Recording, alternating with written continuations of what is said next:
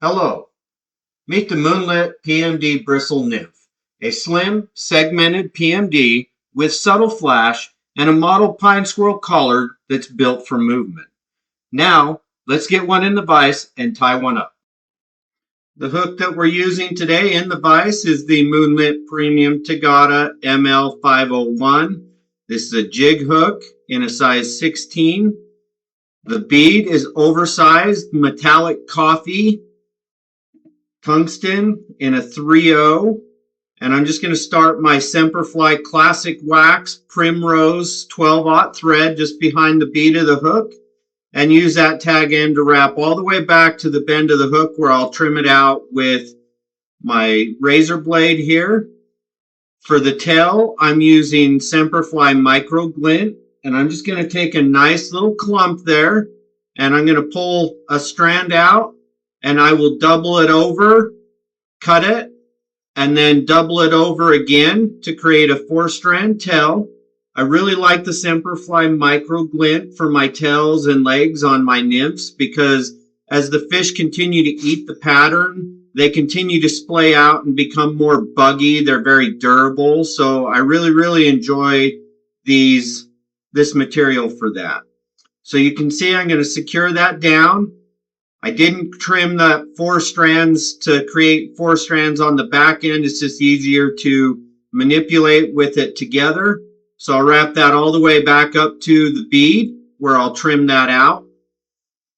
Once I've trimmed that out, I'll trim out or cut out that back side so that I have 4 strands on both sides. And this will be done for my legs here in just a moment. We'll finish securing that down. And then we're going to wrap our thread all the way back up to where the tail starts. And as I get up to the tail, sometimes I won't, but sometimes I'll use my micro glint just like I do my tag end to just make sure I get to that point. Then I'll trim out my tail, and you can see how it just splays out nice. And it's about the length of the hook gate for the tail. I'm going to tie in a strand of the Semperfli Holographic Tinsel in the bronze. This is just going to give it a nice little sheen to match with the micro glint tail and legs, and then the coffee bead as well. And I'm just going to secure that down all the way up to the bead, and then I'm going to create a taper going forward and backwards with my wraps again. And while I'm doing that, I just have a quick question for you. Would you fish this pine squirrel bristle collar over a traditional CDC collar? Tell me why in the comments. And if you're enjoying the pattern, hit like and subscribe for more flies like this. So we're just finishing up creating that taper. Again, it's going forward and backwards on a size 16. It's going to have about 3-stage taper to give it a nice even taper. I'll half hitch that over the top of the bead, lay it off to the side so I can use my rotary feature to wrap my tinsel ribbing. And I'm just going to take and wrap that ribbing. You can see that I have my tinsel in those material feeders. It just gives me better control, and I don't have to cut off a single strand and waste material or put it through a bobbin and use up a bobbin for this. So this works extremely well.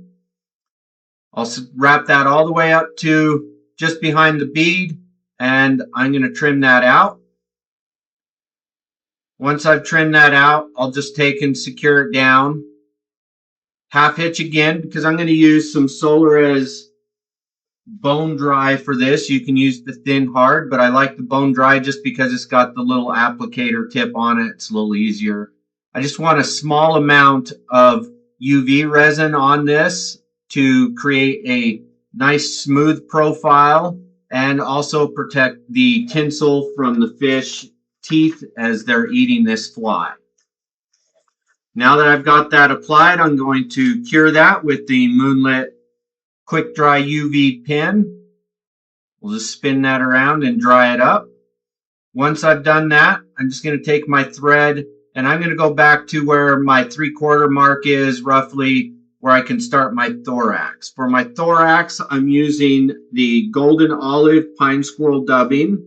And I'm just going to take a very small clump because this is just going to help prop out the legs and give them the nice profile.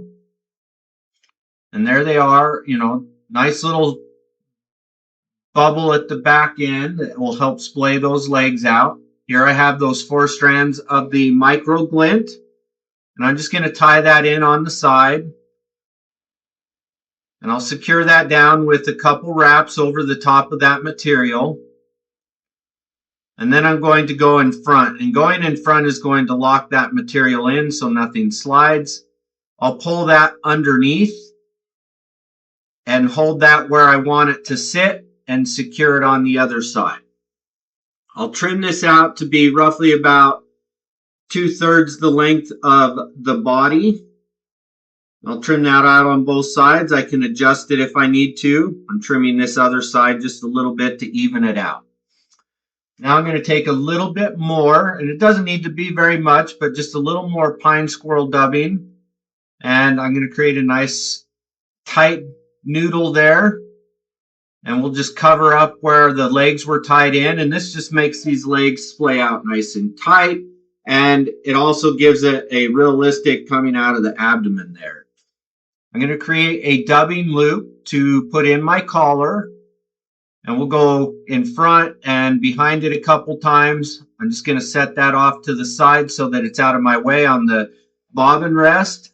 Now I'm going to take the Nirvana dubbing spinner, set that in, and I have a very, very small clump of bright yellow pine squirrel, Zonker, and very sparse. Less is better here. If you get too much, it's just going to create a problem. So I'll set that in there, even up my tips to where I want it to be on the length of my body. Trim that out, and we'll just spin that up. And once we've spun that, we're just going to take and wrap that.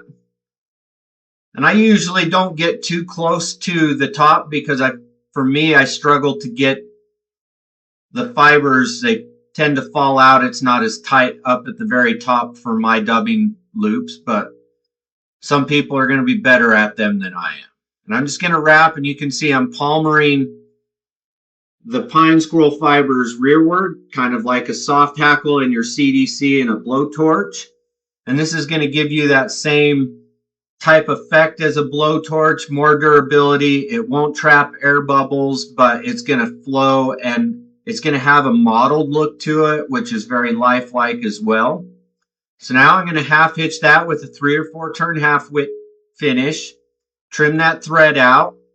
You can cut it out with a pair of scissors, or you can use the thread trimming tool here. You can see I've got a tag end. I'll clean that up here in a little bit later. But there you have the PMD Bristle Nymph. Let me know in the comments if you enjoyed the tie. Hit like, subscribe, and I'll see you at the vise next week.